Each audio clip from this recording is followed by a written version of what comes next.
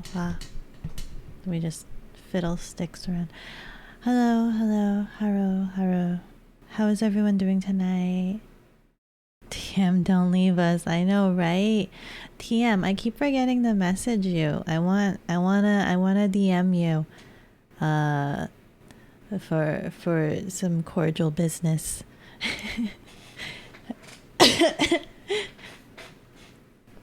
I wanna DM you. Cordial business as usual, as they say, right? I keep forgetting to. They keep changing the way Twitch works, right? Like you could private message, but now it's like called whispers, and then they made whispers really hard to get to. Maybe if I heat Discord. I could message you on Discord, actually. You know what? You are part of the thingy. You are part of my Discord. I could message you there.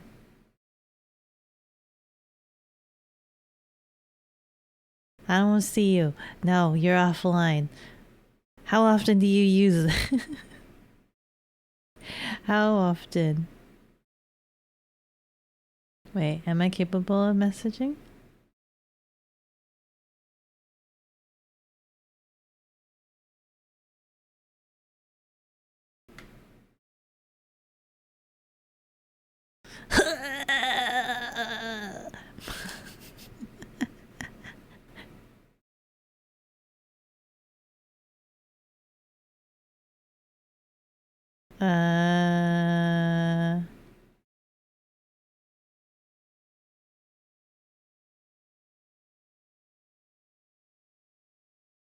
Gotcha.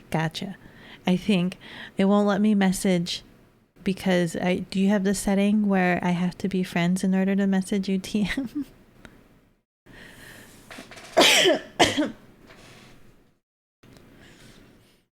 You closed it in case it takes bandwidth. That's okay. I'll message later. I'll try later. I'll try after the stream. Bandwidth. You kind of want to watch the stream now? Yay! You can kind of watch it. Yay! I apologize for being late. I know a lot of people joke about that, right? Like, I swear I'm late. I'm not late to my own stream and stuff like that. No, straight up, like, I'm sorry, I'm late. I had a pet emergency today. My fur baby has been quite sick. All week. And it got to a precipice point where I don't think I could have held on any longer, and I had to take fur baby to hospital. And right now fur baby has been admitted overnight stay to hospital to make sure to get her refreshed and tip-top shape. They're gonna refresh and renew fur baby, and hopefully fur baby will come back in good condition. So that took forever. I went to fur baby hospital. I went to fur baby hospital at like around around 2. I went to fur baby hospital at 2, and then I wasn't seen by fur baby doctor until 4:30, and then I didn't get out until like 5, close to 6, and it was just a lot of time, a lot of time, and I was leagues away from my dwelling location. I was leagues away, it was going to be a bit of a drive, and I hadn't eaten all day. I hadn't eaten all day.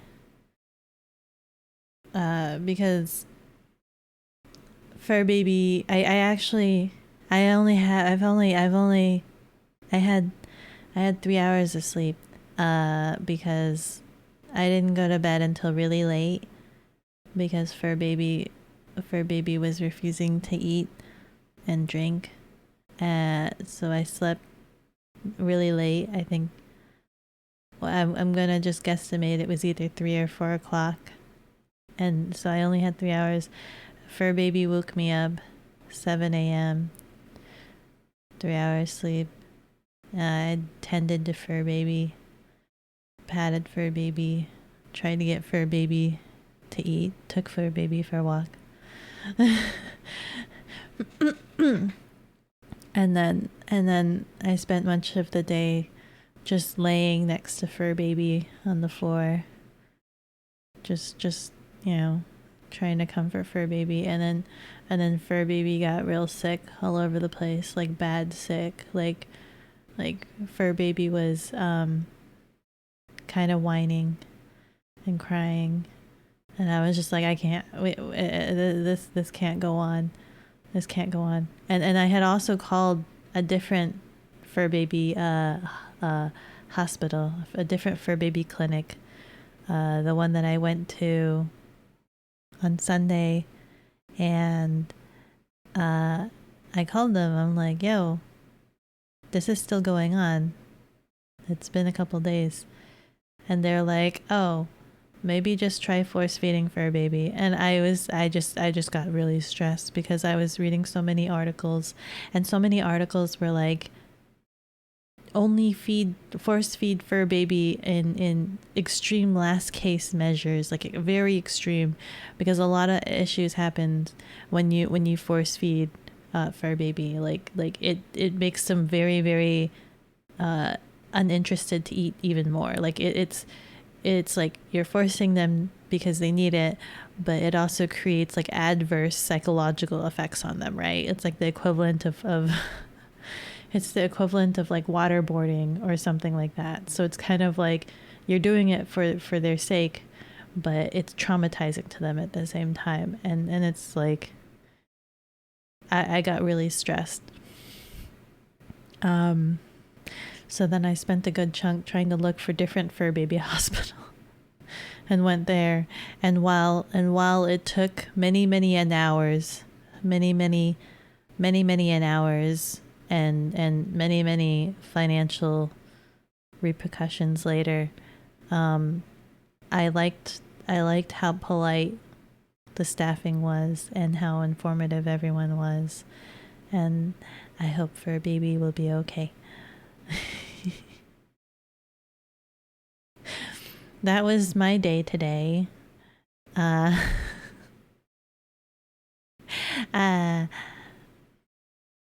Yeah. So we'll see. I think it's like 1 or 2 days. I'm just thinking in my head, fur baby is having a wonderful spa day, maybe, right? After being sick. Hopefully fur baby will be like super pampered. You know what I mean? Do you know what I mean? Like when you get admitted, maybe not. I don't know. I've never had it done, but like you know the IVs and the feeder tubes where you don't have to actually eat, and you just don't think about it, right? Is that luxurious? Being fed without actually you consuming energy to actually eat, just having the feeder tubes and then IV. I mean, ideally, you only have to you only get those if you're like in a coma, right? I'm assuming that's only for like if you're really not capable of physically doing. But do you think, is that considered luxurious? Does it feel funny? I don't know. Maybe I'm in a weird mental state. I'm trying. I'm trying. wasn't there that one episode in like The Simpsons where like they have the theater tube, they stick it in, and the kid's just like milkshake in my tummy or something like that. I don't know. IVs can be used to wake people too, really? IVs is just specifically for hydration, right? It's just to make sure patient is hydrated.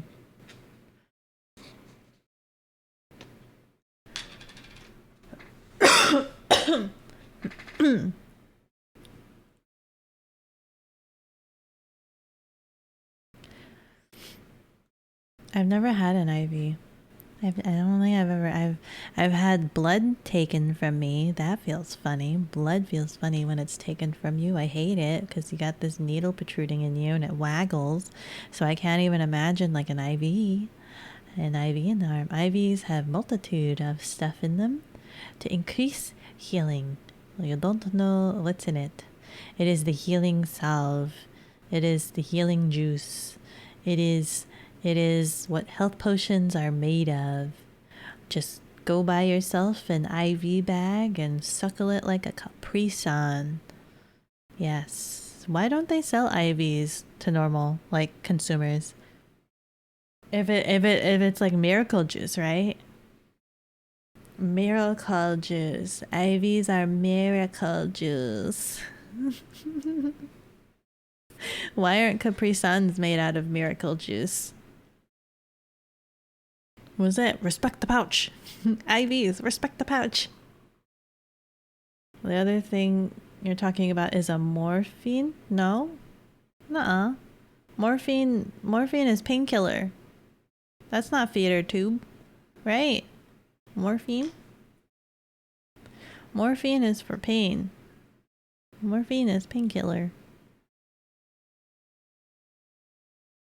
Which I assume same thing. You just swap out the bags and get some morphine juice pumped into you and be like, yes, soothe the pain. Soothe it quite blissfully.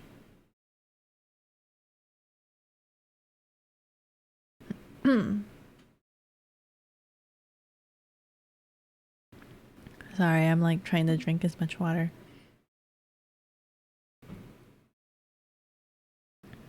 I didn't have a lot of hydration myself since I was preoccupied all day.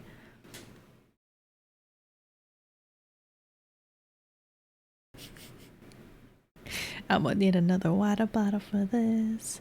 Anyway, as I had mentioned before, today we're going to be doing something special.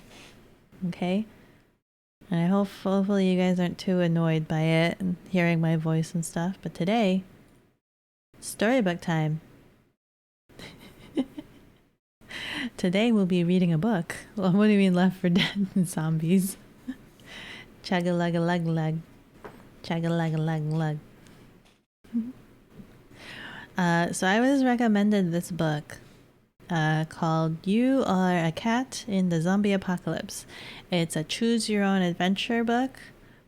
Pick a plot, I guess, is the thing. Pick a plot, and it's really cool because there's like 3 books that I've seen like this. Like there's 2 other ones, and they're all centralized around you are a cat.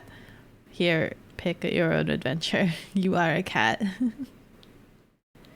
Oh, Cloak's hydration. Thank you. Let me hydrate here. I'm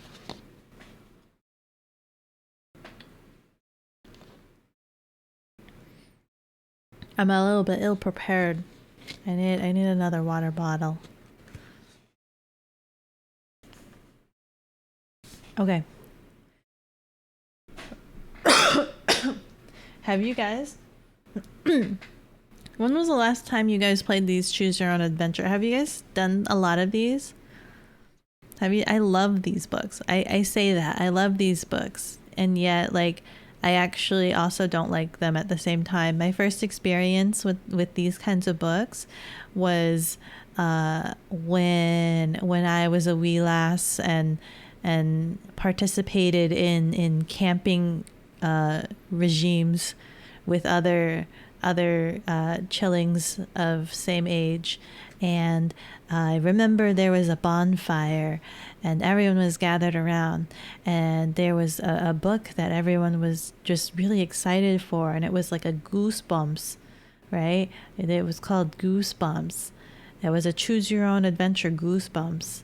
And I sat there, and you know, me being a scaredy cat, I was a little bit iffy about it, but all the other chillings, they were like, nah, we're doing this. This is gonna be fun, great fun. And I'm like, okay. So I sat through it. I forced myself to sit through it, and everyone was like, you know, picking the choices.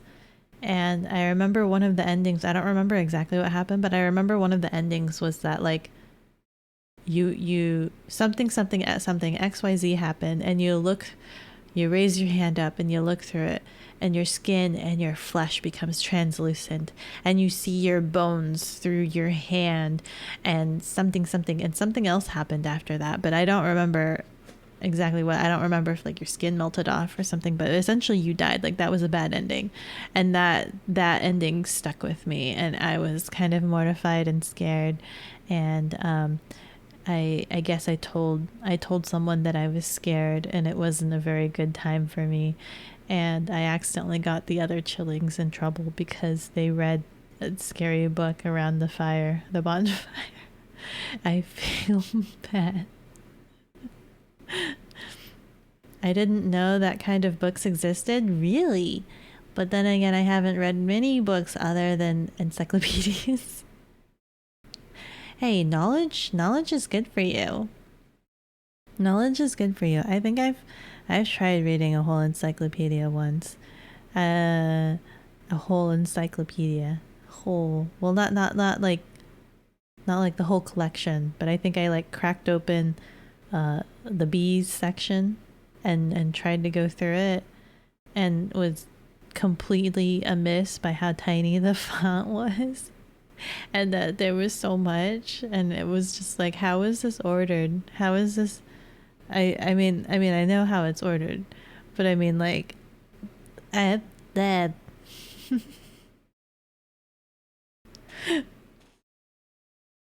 I only ever know using encyclopedias for school. Yeah, just for school, education purposes. But there's a lot of these. I actually have a whole collection of these books.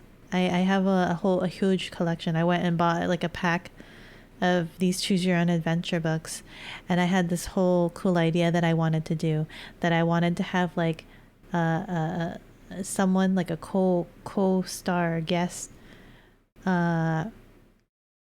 be with me, and I would read the book to them, and they would choose their choices or whatnot, and then I would, either I or someone else, a third person, we would draw the adventure. We would draw it. I thought that would be kind of cool. I'm a huge fan. It's not an original idea. I'm a huge fan of the Yogscast. I'm going to credit that right there. I am a huge fan of the Yogscast. Every Jingle Jam, they do one of the Choose Your Own Adventure books, and they have an illustrator draw it, and it's such fun. I like it. I wanna try that. One of these days. But today is just, I shall read to you. As if this is soothing ASMR therapy, and you guys get to choose the answers, the choices. I haven't read a lot of these. I think this is the same thing as like visual novels. You know what I mean? Visual novel, in all essential, the visual novel is essentially choose your own adventure, right? But they scare me. These things where you choose, they scare me. Cooks is like, let's go, stop talking. Okay, we'll get right into it. Let's see.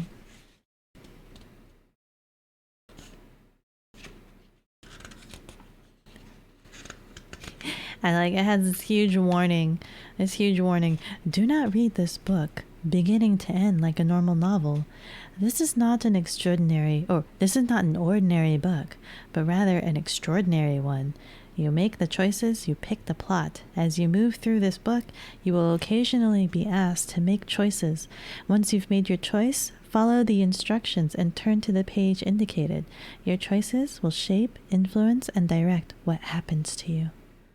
Do that just to read it like a normal book? That's going to be so confusing. I wonder like who organizes these books, because you have to flip back and forth and back and forth. Like, how do you organize it so that it fits? Like, how do you do that? Let's see how crazy it gets. Okay, here we go. A noise.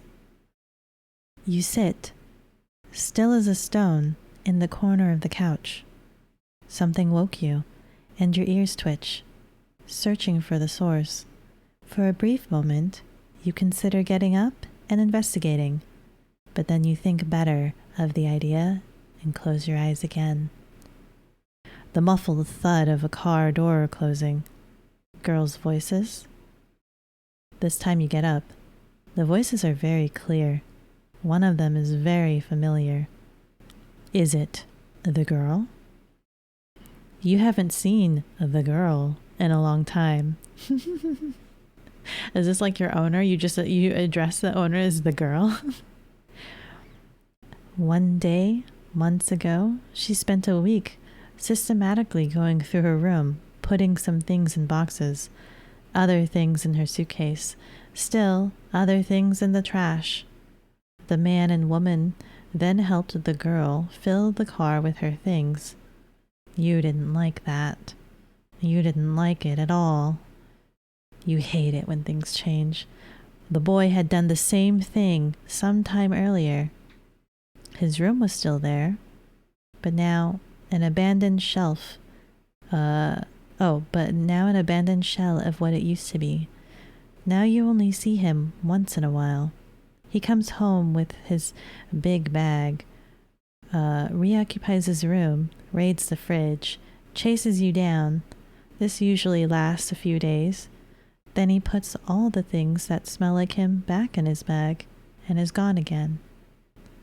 You miss him. You miss the girl, too. The front door latch unlocks, and you stare expectantly. Know if anyone will be home? A voice says. It's the girl.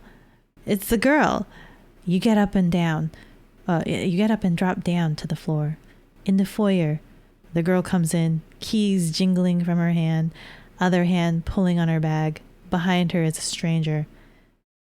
My mom and dad are both at work, so the girl trails off when she sees you. Holden! She grins and comes over to you. Grabbing you by the armpits, she lifts you up in the air and swings you around, smiling the whole time. Finally, the girl brings you to her chest. As you inhale her scent, you find yourself purring excitedly. Her hair tickles your nose, and you look over her shoulder at the stranger. Hey, kitty, the stranger says. You take in the strange girl. She has metal piercings in her nose and eyebrow. She levels her gaze at you, and uncomfortable, you look away. Holden, meet Amanda. The girl turns you to your... Oh, is that the stranger? I thought the stranger was a guy. I'm sorry. Holden, meet Amanda. The girl turns to you. So you're closer to the stranger, who raises her hand to you, scritches you a few times behind the ears. This is your cat? How old is he? The stranger asks. I think he's like 6 now. Restless, you start squirming, and the girl drops you to the ground. You walk over to her bag and start smelling it. Well, the stranger says, I should really be hitting the road. The girl goes over to the stranger and embraces her. You're not going anywhere, she says, defiantly.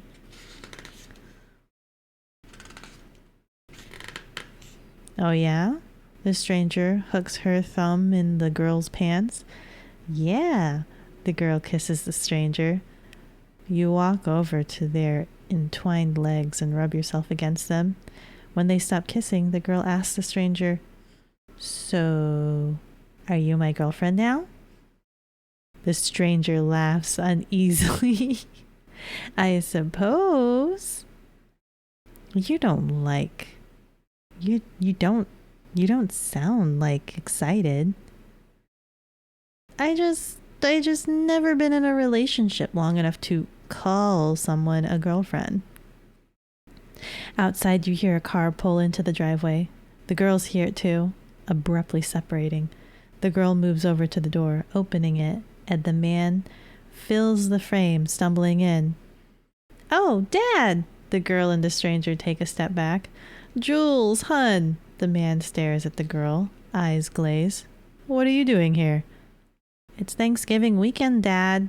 You know that." The girl trails off as the man leans against the wall. He drops his briefcase with a clatter.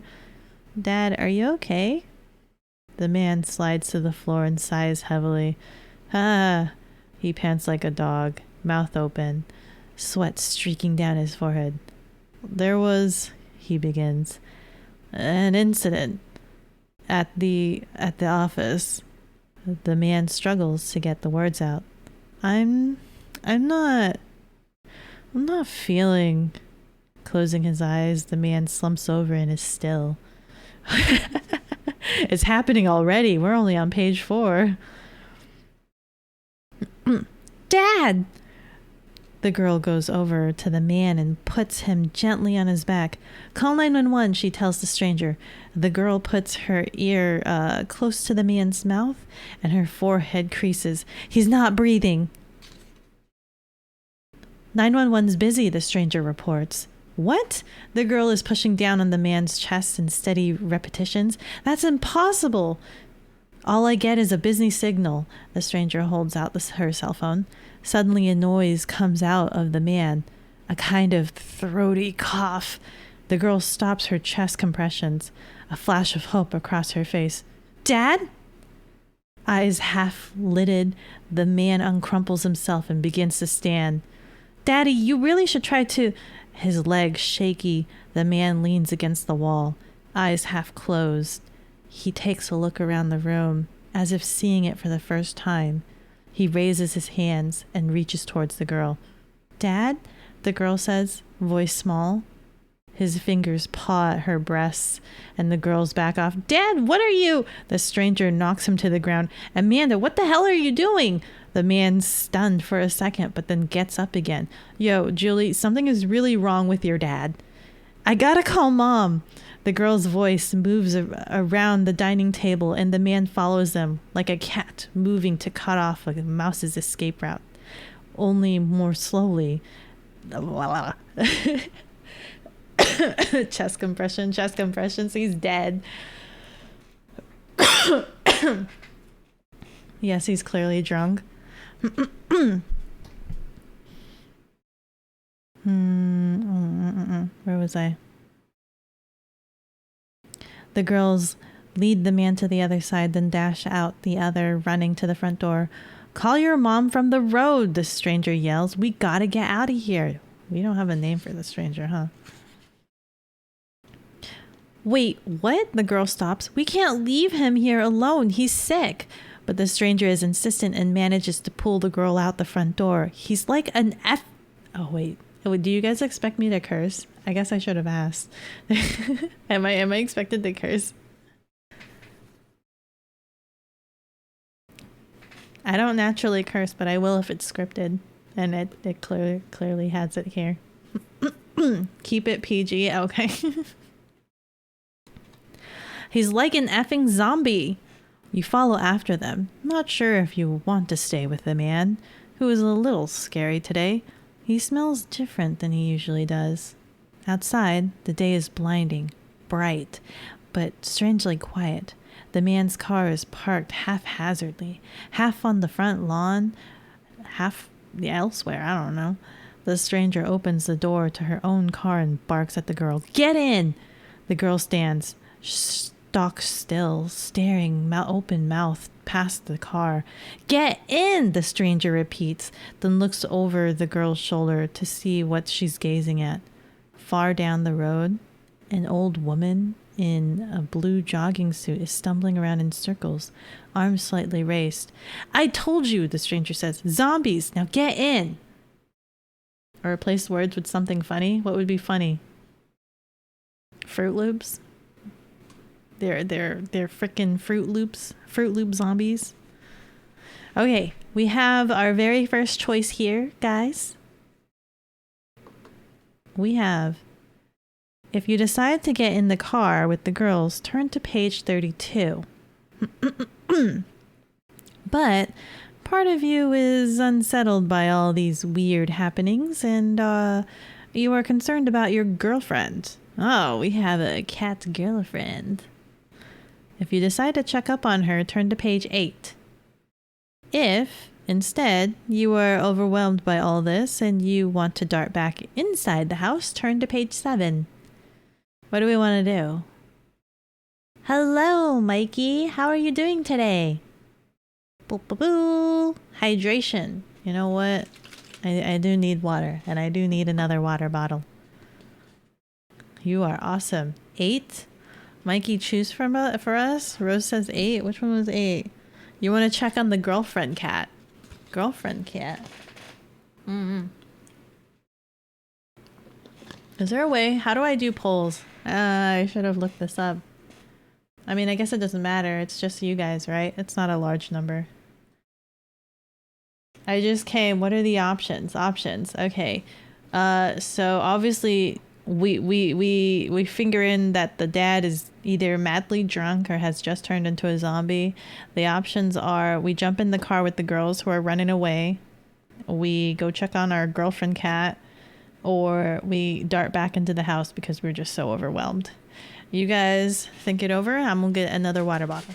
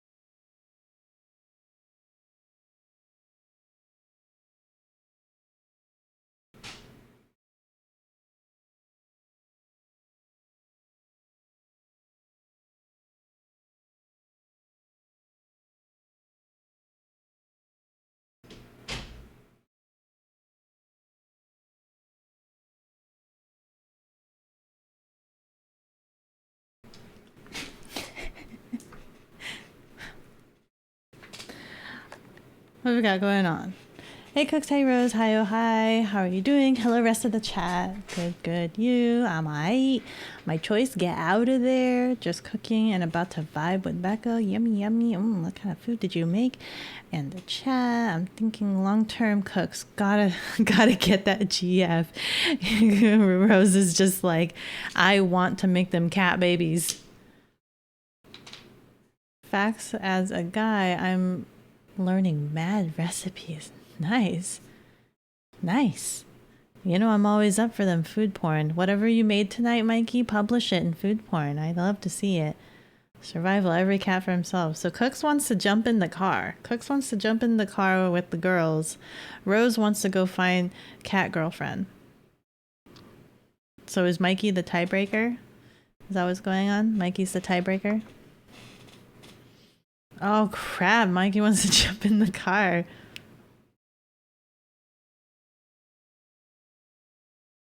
Sheesh. You don't care about girlfriend cat? Don't let your girlfriend know. Don't let your significant other know.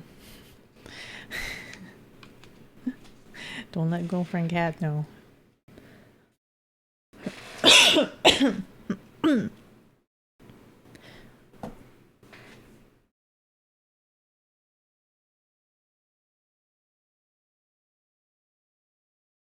So I think I'll do it that way. Choices will be based on like majority vote, majority rule. And then I think, do I have a points thing to be able to choose? If there's a choice and you want to veto that, I will prioritize whoever does first points system. So we will go jump in the car. I'm sorry, Rose. Girlfriend is out. Page 32.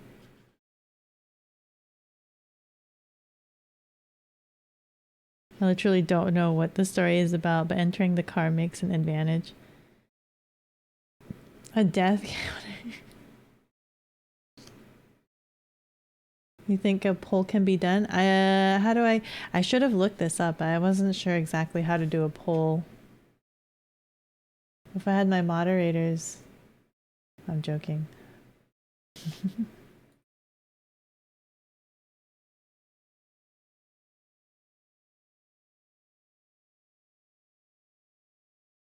For viewers, polar 1K.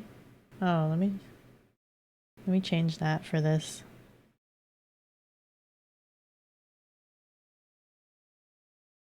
That's expensive. Viewer rewards, channel points, manage challenge. Suggest a poll. Edit. Make them cost 10.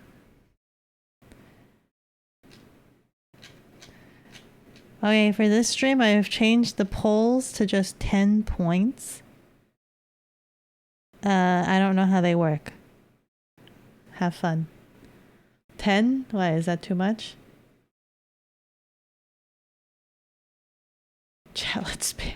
You'll be juicing your points. Spam is free. Exactly. Okay. Here we go. I should have bookmarks, but whatever. YOLO. Quickly, you pounce into the car and jump into the back seat. Zombie? Frick! What the frick? The girl sputters as she gets in. That's crazy. That's just insane. The stranger slides in and slams her door closed. All this excitement is too much for you, and you jump down onto the rough carpeted floor. Oh, you doing a poll for this right now? Wait, does it only suggest it? Does it not actually make a poll for you guys? I still need to do it. What are poll commands? I have so many things. Vote.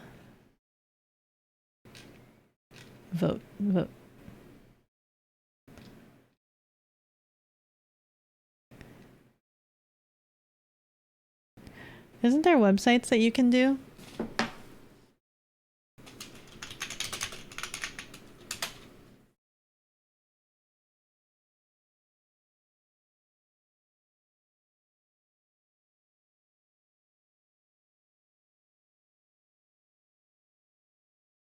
No. Just give me a quick poll maker. Type your question. Cat GF. Oh wait. What do? Cat GF. Am I doing this correct? Go back. Get in car or back in the house.